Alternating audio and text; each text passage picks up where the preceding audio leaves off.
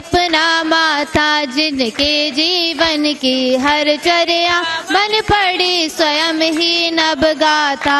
जैनागम का वह सुधा कलश जो बिखराते हैं गली गली, जिनके दर्शन को पा करके खिलती मुरझाई। ओम ह्रीम श्री 108 आचार्य विद्यासागर मुनिंद्राय अत्र अवतर अवतर संवत्सर आवानंद। जय हो जय हो जय हो।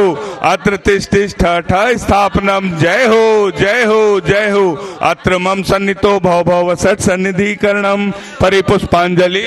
तब विद्या सिंधु के जल कण से भव कालुष धोने आया हूँ।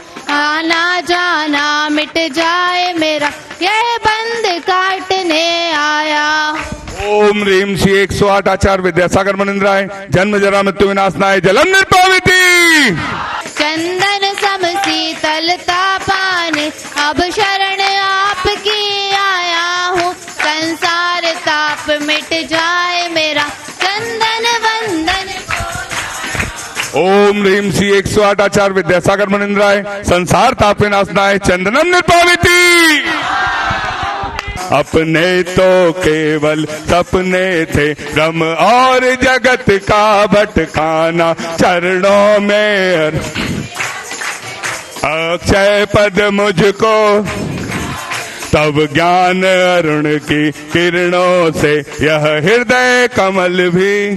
ओम ह्रीम श्री 108 आचार्य विद्यासागर मुनिंद्राय अक्षय प्राप्ताय अक्षतान निर्पाविति। मैं श्याम भाव विध्वंस हित मन सुमन चढ़ाने आया। मदन विजेता बन न सके यह भाव हृदय में लाया। ओम ह्रीम श्री 108 आचार्य विद्यासागर मुनिंद्राय कामवाण विध्वंसनाय पुष्पम निर्पामिति। नैवेद्य समर्पित करके मैं तृष्णा की भूख मिटाऊंगा। अब और अधिक ना भटक सकूं यह बोध जगाऊं। ओम ह्रीम श्री 108 आचार्य विद्यासागर मुनिंद्राय बम क्षुधा रोग विनाशनाय नैवेद्यम निर्पामिति। लोगों को इतना भोगा कि खुद को ही भोग बना डाला। साध्य और साधक का अंतर मैंने आज मिटा डाला। मैं चिदानंद में लीन रहूं।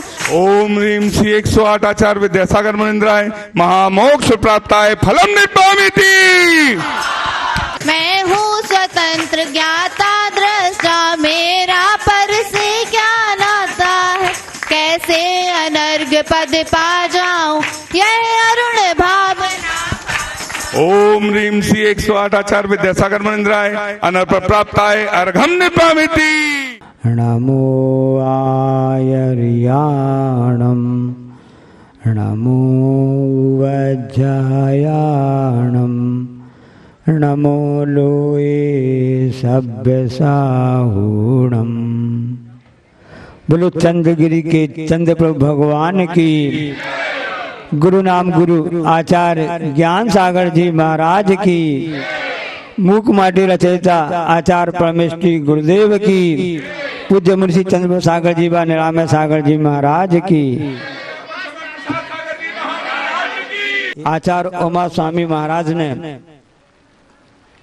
एक नहीं दो नहीं तीन नहीं 357 इस मोक्ष मार्ग में हम सबके लिए क्या दिए हैं, मिसाइलें प्रदान की हैं। महाराज जी मिसाइल, हाँ ये मिसाइल हैं जिनकी कोई भी मिसाल नहीं है। 14 महीने से बल्कि और कब से पूरा विश्व युद्ध चल रहा है।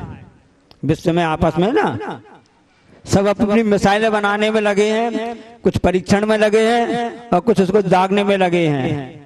चाहे इजराइल हो, फिलीपींस हो, जर्मनी हो, रूस हो, चीन हो, अमेरिका हो, यहाँ तक कि यूक्रेन हो, सब अपने अपनी मिसाइलें बनाने में और दागने में लगे हुए हैं।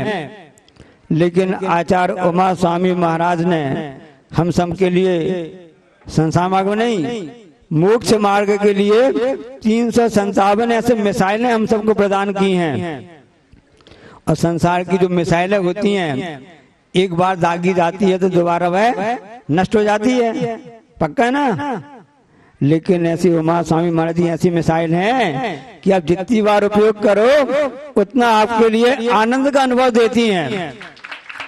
संसार की मिसाइलें तो दूसरों को दुख देने में काम करती हैं, दूसरों को परेशान करती हैं, दूसरों को पीड़ा पहुंचाती हैं। लेकिन उमा स्वामी महाराज की ऐसी जो जिनकी कोई मिसाल नहीं हो, ऐसी 300 एक से एक मिसाइल हैं, आकाश से आकाश तक, जमीन से आकाश तक, और जितने प्रकार की होती है ना, कितनी मारक क्षमता वाली हैं, उस प्रकार की सब वैरायटी उनके पास में है, जो कि आज से नहीं, आज के 2000 वर्ष पहले हम सबके ऊपर कृपा करके ऐसे उमा स्वामी महाराज जी ने हम सबके लिए मिसाइलें प्रदान की हैं। महाराज जी मिसाइलें आप शब्द क्यों उपयोग कर रहे हो कि माहौल ऐसा चल रहा है, हमारा प्रयास है कि आप उस वस्तु स्वरूप समझ तो लें कि क्या है।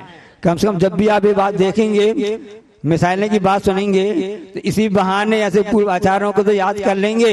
तत्वासूत्र मोक्ष मार्ग, मोक्ष शास्त्र से कहते हैं ना, तो संसार की मिसाइलें खूब सुन ली, अब तत्वासूत्र मोक्ष मार्ग की मिसाइलें भी हमेशा आपको याद आती जाएंगी। उन मिसाइल की चर्चा करोगे, उसमें करोगे तो उसके लिए आपका पाप का बंद होगा, उनको चलाओगे तो हिंसा का काम होगा, पांचों पापों में आप डूब जाओगे। लेकिन उमा स्वामी महाराज की जी 357 मिसाइलें ऐसी हैं जो आपके लिए पुण्य के बंध का कारण बनेगी और आपको संसार से निकालकर मोक्ष मार्ग में ले जाने में सहायक होगी, ऐसी हैं। तो हम बात कर रहे थे शून्यागार विमोचितावास, ये अस्ते जो व्रत है चोरी नहीं करना, उसकी मिसाइल हमने आपको बताई है। मूल में तो अहिंसा देवता है, मूल में अहिंसा देवता है, अहिंसा राजा, अहिंसा महाराजा हैं। उसके चारों तरफ 4 बड़े बड़े सेनापति खड़े किए हैं, सत्य, अस्तेय, ब्रह्मचर्य और अपरिग्रह। उस राजा की रक्षा करने के लिए, राजा का नाम है अहिंसा, क्योंकि जब मिसाइल की बात चली है तो विषय भी उस हिसाब से आपको परोसना पड़ेगा। तो 4 उस अहिंसा देव की राजा की रक्षा 4 सेनापति हैं, और इस प्रत्येक सेनापति की अपनी अपनी जो 5 भावना जो हमने आपको बताई ना, जो उसके विशेष बॉडी गार्ड हैं, जो कि अपने सेनापति के लिए तैयार रहती हैं, सेनापति के लिए जान देने तैयार रहती हैं। ऐसे अहिंसा देव की पूजा करने के लिए, उसकी रक्षा करने के लिए होता है। जैसे अभी आपने परम पूजा चाह महाराज जी पूजा की ना, बड़ी भक्ति भाव से। कहाँ से लोग आए हैं? राजस्थान, उत्तर प्रदेश, हाँ, जहाँ पर अचासी का जन्म हुआ था ना, जन्म स्थान अचासी का अजमेर है ना, पक्का मालूम ना? हाँ, गुरुदेव आचार्य विद्या समाज स्थान जहाँ पर जन्म हुआ था, यहाँ से लोग आए करके इस पूजन में सम्मिलित हुए हैं। इन सब के मुख्य जो है अहिंसा देव की पूजा हम जो करते हैं वो मूल में है। अहिंसा परमो धर्म इसलिए कहा जाता है। तो इस सब प्रकार के उसकी अलग अलग उसके बॉडीगार्ड होते हैं, प्रत्येक देवता के, प्रत्येक सेनापति के, जिसमें हमारा होता है कि शून्यागार विमोचितावास। तो वो जो मुनिराज होते हैं, श्रावक होते हैं, जिसके महाव्रत होते हैं या अनुव्रत होते हैं, उस व्रत की रक्षा करने के लिए 5 भावनाएं बताई गई हैं। ये 5 विशेष बॉडी गार्ड हैं। आचार्य कहते हैं कि ये भावना क्या कहलाती हैं? भावना नाम भी होता है। हमारी बहुत भावना है आचार्य को आहार देने की, हमारी बहुत भावना है आचार्य की बात करने के लिए, हमारी बहुत भावना है कि हमको आचार्य श्री के बिल्कुल पास से दर्शन हो जावे और आचार्य श्री के हमको मंगल प्रवचन सुनने का भी लाभ मिल जावे। ऐसे सबकी भावना रहती है ना। और भावना भावनाशनी भी कहा गया है, भावना भावने से वह सब ठीक हो जाता है। आयुर्वेद में भी भावना शब्द आता है, भावना दी जाती है। भावना मतलब जब कोई भी दवाई बनाई जाती है, उसे तैयार की जाती है, तो उसमें उस वस्तु के लिए पुट दिया जाता है। जैसे कि यदि खांसी की दवाई बना रहे हैं, अब खांसी की दवाई तैयार हो रही है, सीजोपलादी आदि कुछ भी चुन तैयार हो रहा है ना, अब उसमें जो बासा होता है ना, अड़ूसा होता है, तो उसकी भावना, उसका सत्य डाल करके उस दवाई को और घोंटा जाता है, उस दवाई में और पुट, जिसको बोलते हैं यहाँ पे, उसका सत्य है ना, वो और बढ़ जाता है। ये भावना से होता है। ये 5 व्रत की 5 भावना है। आचार्य ने उसके लिए खूब अच्छा उदाहरण दिया है। आपने चश्मा खरीद तो लिया, अच्छा महंगा चश्मा खरीद लिया आपने, खरीदे ना, हम उसको लगाएंगे, उपयोग करेंगे, ठीक है भाई, लेकिन साथ में उसने एक डब्बी भी दी है दुकानदार ने, और डब्बी के साथ में एक है कपड़ा भी दिया है। इसकी आवश्यकता नहीं है, मेरे घर में बहुत से कपड़े रखे हैं, क्या करना, कपड़े पहनने को उपयोग होते हैं। मैंने अच्छा महंगा चश्मा खरीद लिया 2000, 5000, 10,000 का। हमने सुना है कोई पाकिस्तान की जो पूर्व प्रधानमंत्री थी ना, उनका चश्मा कितने करोड़ रुपए का था, उस चश्मे में हीरे जड़े हुए थे।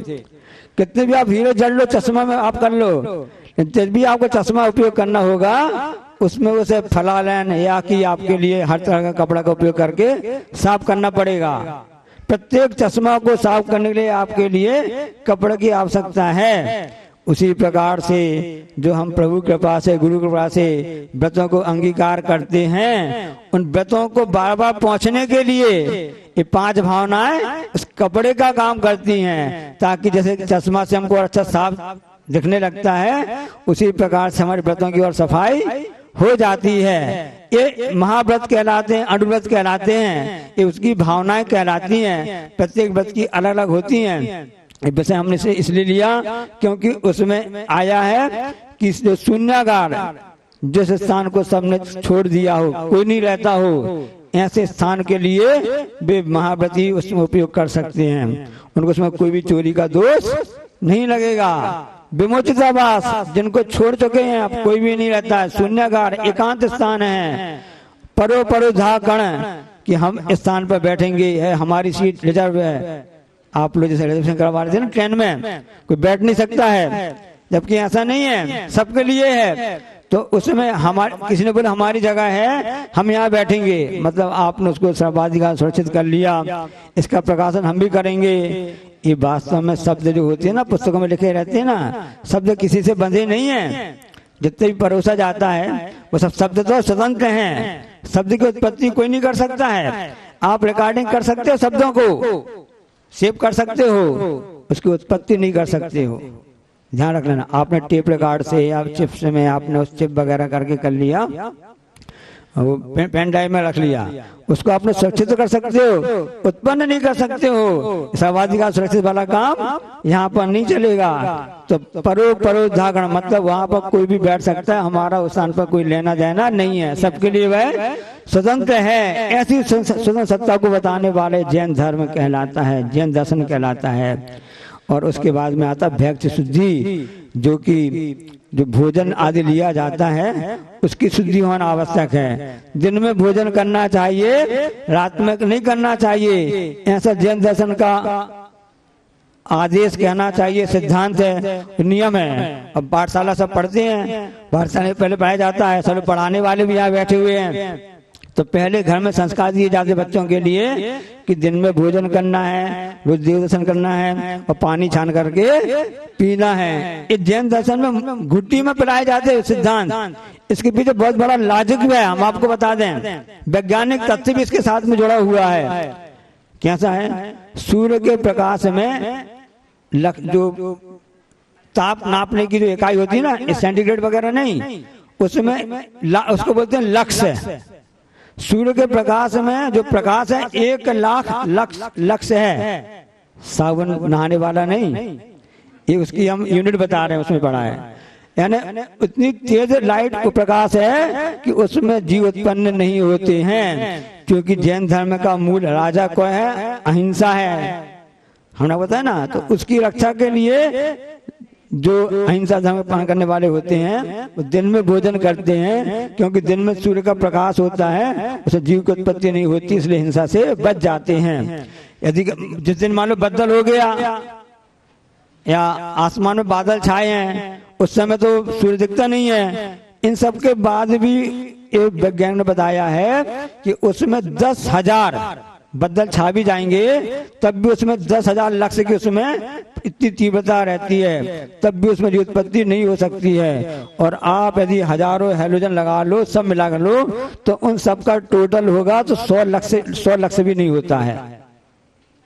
हजारों हैलोजन भी आप लगा लो, उसका प्रकाश की जो क्षमता है, उसकी उष्मा की जो क्षमता है 100 लाख से भी नहीं हो पाएगी। जबकि सूर्य के प्रकाश में 1 लाख होती है, यदि बदल होगा तब भी उसमें 10,000 लाख तो होगी। एक कर्म सिद्धांत आचार्य 2000 साल पहले उमा स्वामी महाराज ने अपनी ऐसी मिसाइल हमको दे दी थी, चलाना सीख तो लो, इससे आपको आनंद ही आनंद आएगा। उसमें 5वीं भावना है सधर्मा विसंवादा पंच, जिसमें कहा जाता है कि जहां पर चोरी होती है, जहां होती है वहां पर तू मैं होने लगती है। तो तू मैं किससे होती है? अपने साधर्मी भाइयों के साथ में होती है।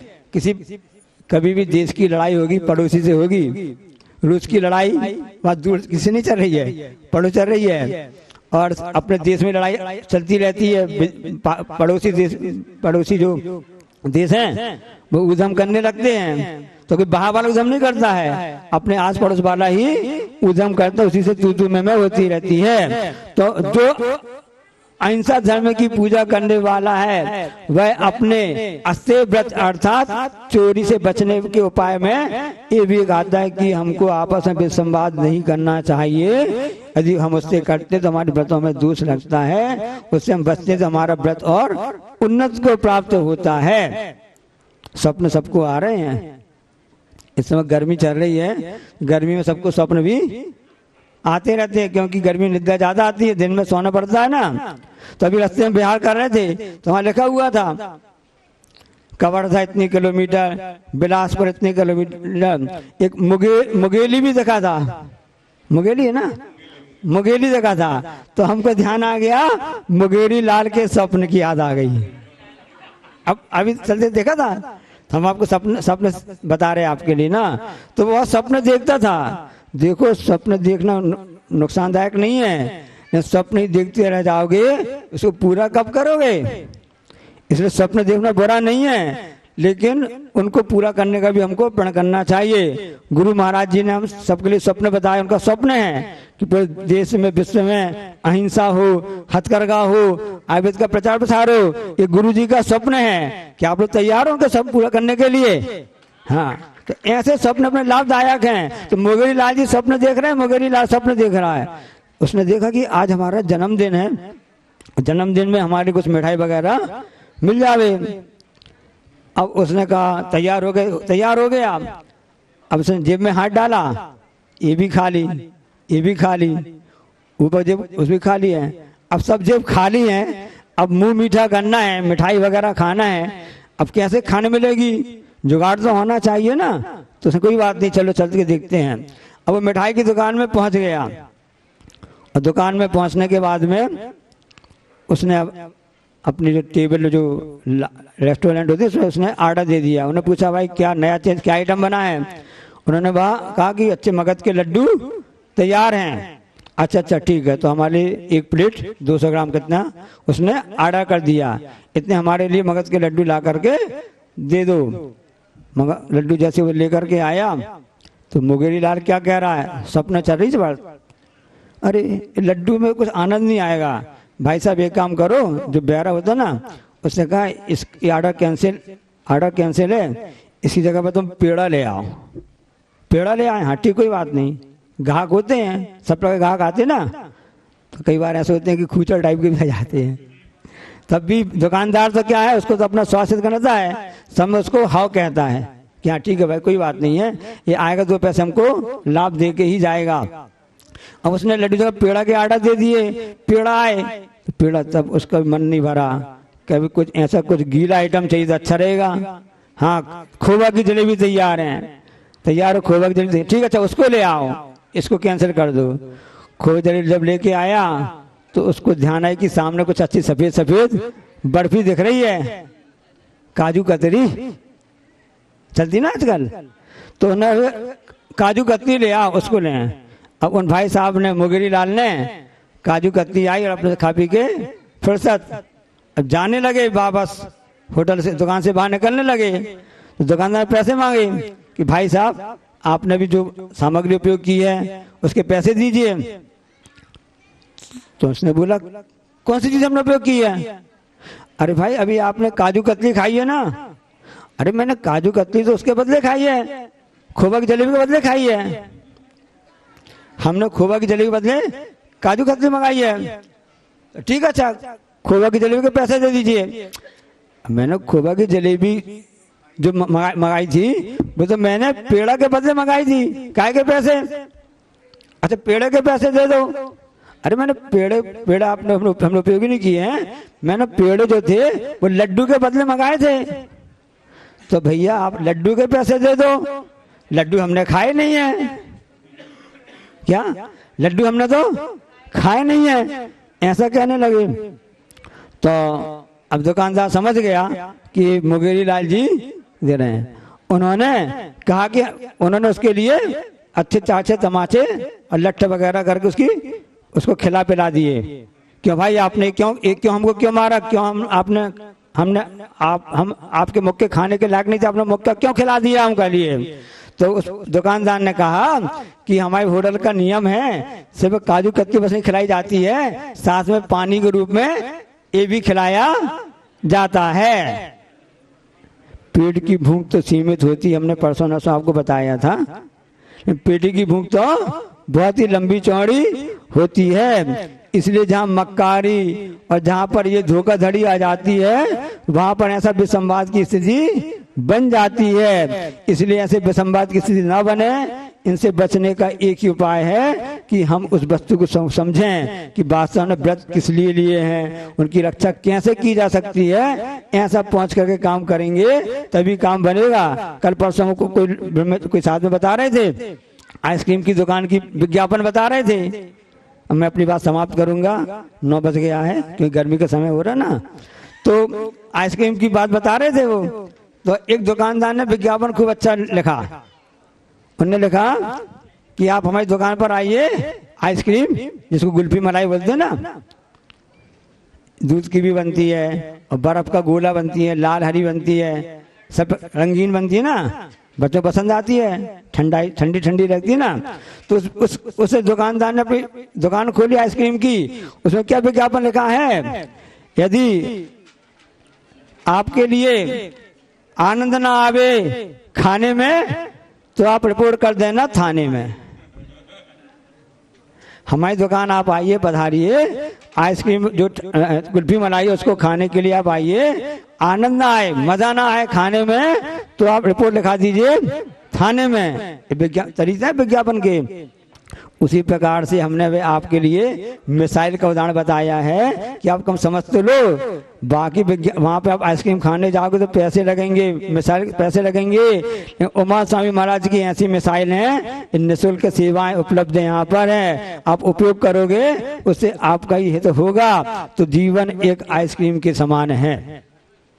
जब तक हम माँ के घर में रहे तो उसके अंदर रहे, हम जीवन बाहर निकल कर आ गए, कोई भी जीव हो। तो ये सब कैसे हैं कि जे त्रिभुवन में जीव अनंत है, सुख चाहे जो कहते हैं भय बनते हैं। तो ये मिसाइल ऐसी है कि 1-2 नहीं है तो संख्या 357 अनंत जीवों को सुख देने में सहायक हो सकती हैं, क्योंकि संसार में अनंत जीव हैं, सभी दुख से भयभीत हैं और सब सुख चाहते हैं। इसलिए जीवन को अच्छा करना चाहते हो तो हम आपको अच्छी चीज बता रहे हैं कि जीवन एक आइसक्रीम की तरह है।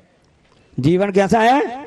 आइसक्रीम की तरह है। पिघलेगी नहीं पिघल रही है।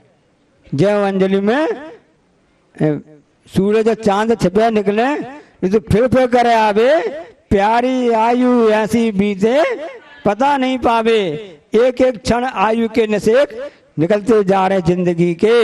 आप यदि उसको उपयोग करोगे तब भी ये पिघलेगी, नहीं उपयोग करोगे तब भी पिघल ही रही है। आइसक्रीम आप रख दो, अच्छा खा लोगे तो फायदे में रहोगे, आनंद आएगा। तो आपको थाने में शिकायत करने की आवश्यकता नहीं पड़ेगी, और नहीं उपयोग करोगे तब भी वह पिघलेगी। इसलिए बुद्धिमत्ता यही है कि जीवन को आइसक्रीम में समझ करके उसका उपयोग करो तो उसकी ठंडक का पूरा लाभ लो। गर्मी का बहुत गर्मी चल रही है, बता रहे थे 41-42 टेम्परेचर चल रहा है। ये उमा स्वामी महाराज या समझ स्वामी महाराज या वीरसेन स्वामी महाराज, इन्होंने जितने भी सूत्र दिए हैं आचार्य कुंद कुंद महाराज, इन सब जितनी भी गाथाएं हैं ये तो ऐसी आइसक्रीम की तरह ठंडक देने वाली हैं जो हमारे लिए एक सुख और शांति को देने में सहायक होती हैं। इसलिए मुगरी लाल के सपने ऐसे देखना बंद कर देना, सपनों को साकार करने का प्रयास करना, यही जनवाणी हम सबके लिए उपदेश देती है। बोलिए अहिंसा परमो धर्म की, जावाणी के ज्ञान दें सूझे लोकालोक, सो वाणी मस्तक धरूं सदा दे तू। हे जनवाणी भारती तो जपो दिन में, जो तेरो शरण आ गए सो पावे सुख चैन।